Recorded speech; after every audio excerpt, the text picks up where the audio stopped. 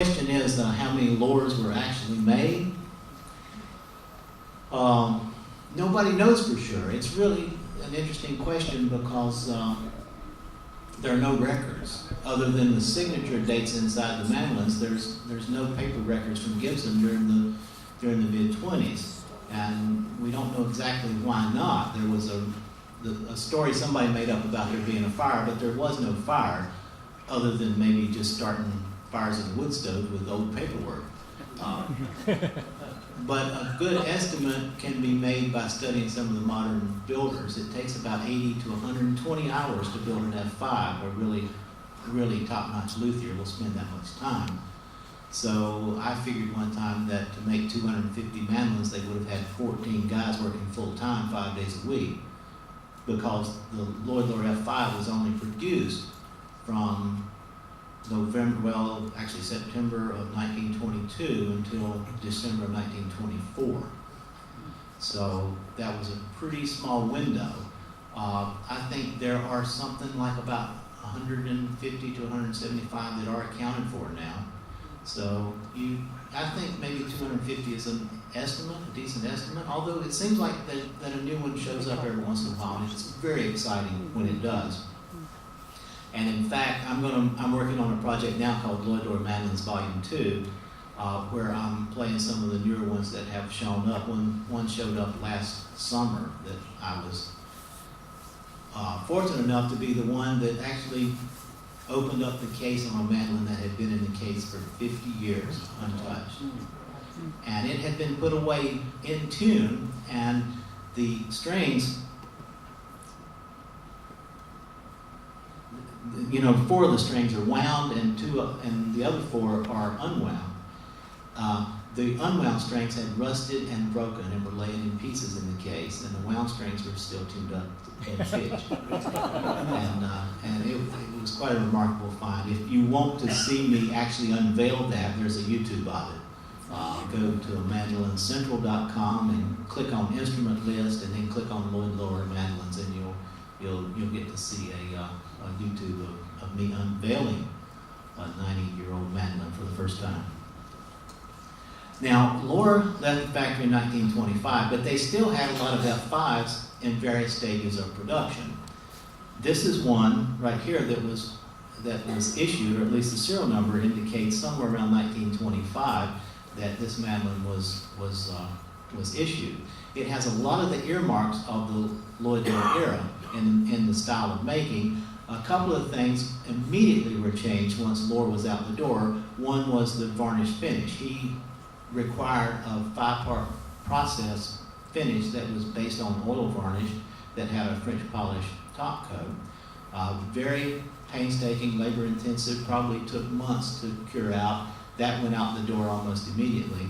And so the new mandolins had a nitrocellulose top finish. Now, nitrocellulose finish, which we now call lacquer, was designed or was invented or developed rather by Henry Ford as an inexpensive way to finish automobiles, and it took the drying time in manufacturing from months down to days.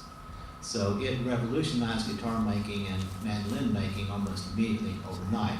So this is a mandolin, this is a 1925, a particularly good one, by the way, and this is also, those of you who are familiar with the work of Bobby Osborne, this is a mandolin very close in serial number to his, the one that he's played all those years.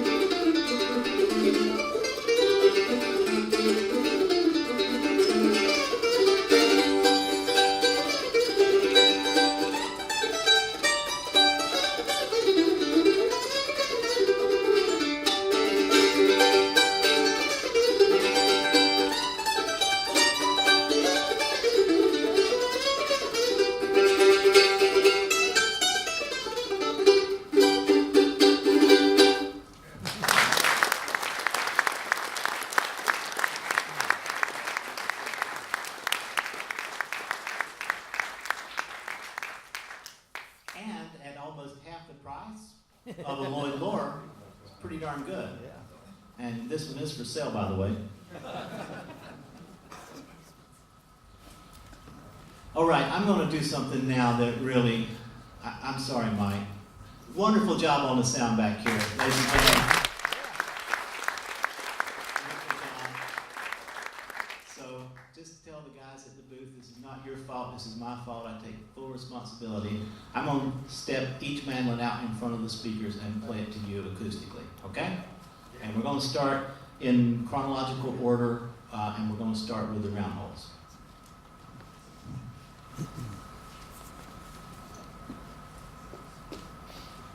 The A1 from 1924.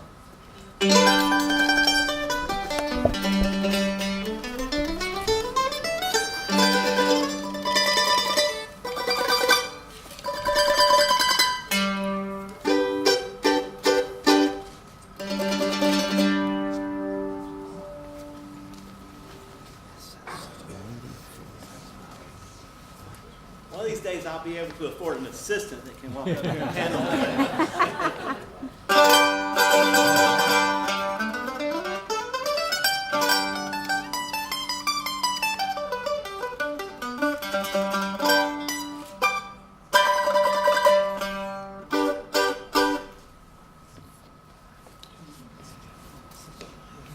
What year is that one?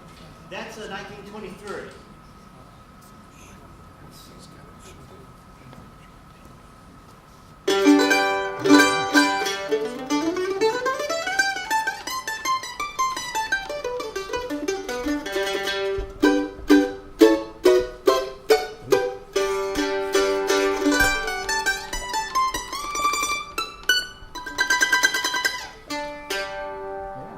See why people like the F5. This is a 1923.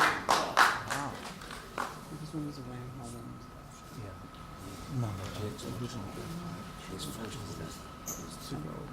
Okay, this is the March of 24. But they changed the sound to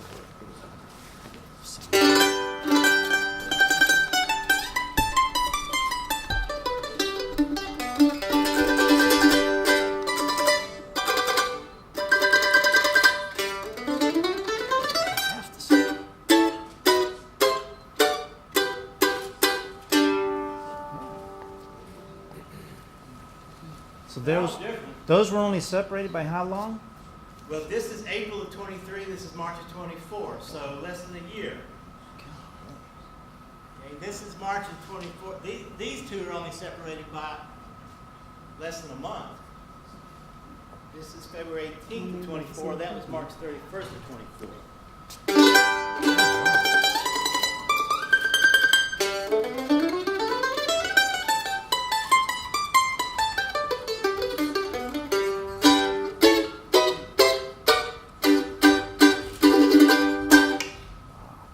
Okay.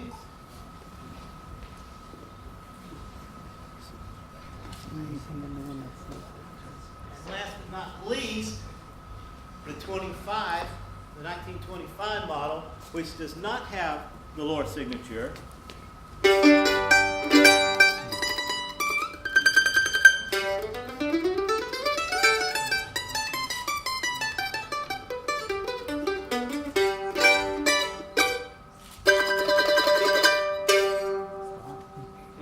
So, what do you think?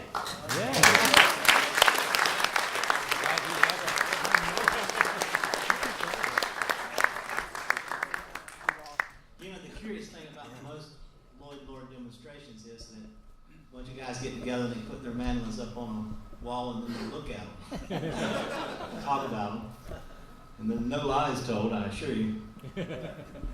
So, I got a question. yes, sir. I've never bothered to look it up. Why do they call them luthiers? Luthier is from the word lute. Oh, lute. Oh, Lute is, all these instruments were descended from the lute. right. The mandora, then the mandolin, the guitar. Luthier is a person who works on fretted instruments, which was the main difference between the lute and the viola da gamba and then the violin, is that lutes have frets and violins have sound posts and sound holes. Thank you. Oh, this is great. I appreciate you bringing this. This is an example of a pre-Lloyd Loar mandolin. This is a 14.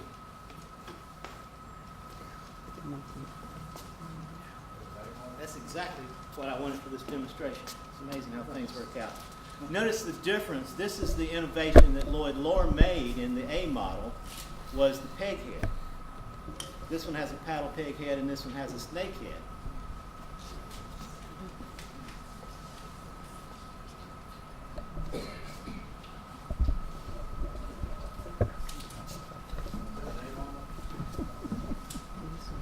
Yeah, this is a straight A. A Gibson.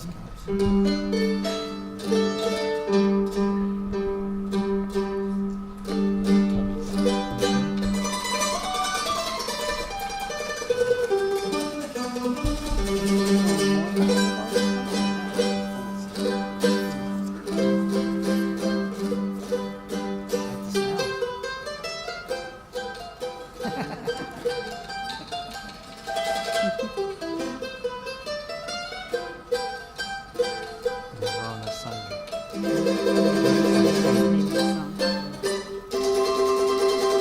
Oh, yeah, I know.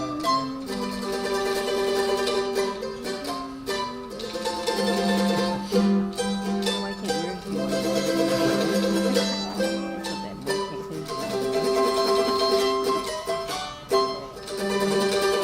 have a lot of friends who are sponsors of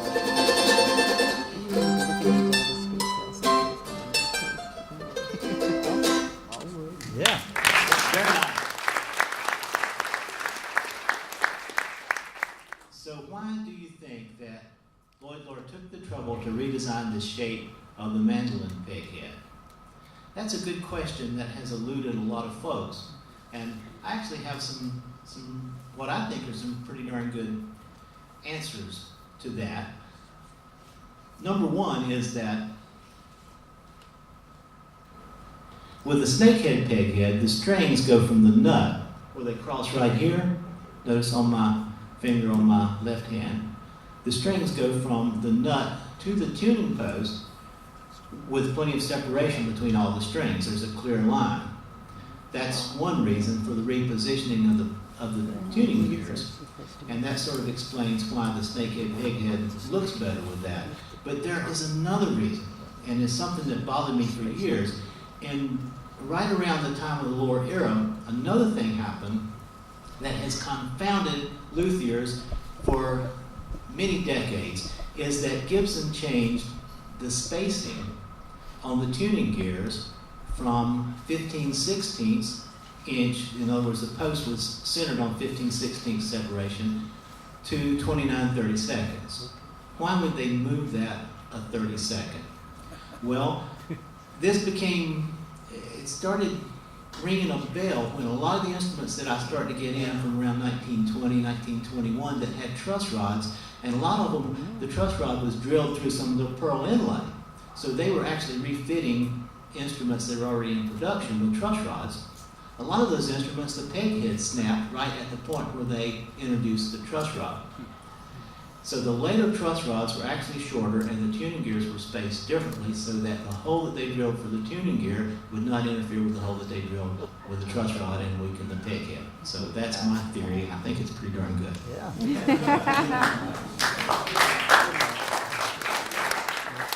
Any other questions? Yes. Since the weight of the string makes an important difference in how an instrument sounds, what weight strings are you using on the Lloyds? The question is the weight of the string or the strain gauge has a lot to do with how an instrument sounds and what weight would I use. Well, one thing that I have done some research on is the original strings. I've been fortunate enough to find some original strings from 1920, and I've mic'd those. The gauges were slightly smaller than what we use today. There's been sort of a trend toward moving toward heavier gauges because you get more impact with your attack, but not much. It's a very small tolerance. It's like 39 1/1000ths on the bass string, and now they're 41. So not a lot of difference, but what is difference is the winding. The old windings were a lot tighter. I personally prefer a medium gauge. I use a Diodario J74, which is 11, 15, 26, and 40. I think that's a good, even medium gauge. Okay, any other questions? Yes? The difference in the tone is clear when you're demonstrating, but as a player, can you speak a